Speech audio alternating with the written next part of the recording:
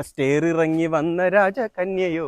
Stair ഇറങ്ങി വന്ന രാജകന്യ അല്ല, അങ്ങനെ എന്തോ ഇറങ്ങി വന്ന രാജകന്യയോ. എടാ, തേരിറങ്ങി വന്ന രാജകന്യയോടാ.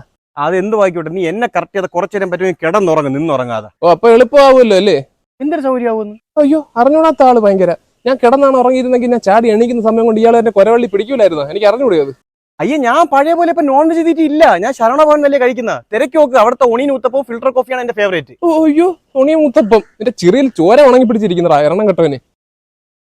ചോരയൊന്നും അല്ല, അത് ഞാൻ ഇന്ന് രാവിലെ ഇന്ത്യൻ കോഫി മസാല ദോശ കഴിച്ചു. അതിന്റെ ബീട്രൂട്ടിന്റെ കറ ആയിരിക്കേ ഉള്ളൂ. ബീട്രൂട്ടിന്റെ കറ ഇങ്ങനെ അല്ലല്ലേ? ഇയാൾ എന്നെ പേടിപ്പിക്കാതെ പറ്റും കുറച്ചു നേരം കിടന്ന് ഉറങ്ങി വെച്ചിട്ട് കിടന്ന്. അല്ല, ഇങ്ങനെ നിന്നുറങ്ങിയ കാല് മടങ്ങി പോകില്ലേ എന്തോ. അത് കാല് മടങ്ങാനിക്കുള്ള ഒരു ലോക്കും മെക്കാനിസം ഉണ്ട് എനിക്കും ആനയ്ക്കും ഒക്കെ. അതുകൊണ്ട് ഞാൻ നോക്കട്ടെ. നോക്കണ്ട, ദൂരെ ഒന്ന് സംസാരിച്ചാൽ മതി.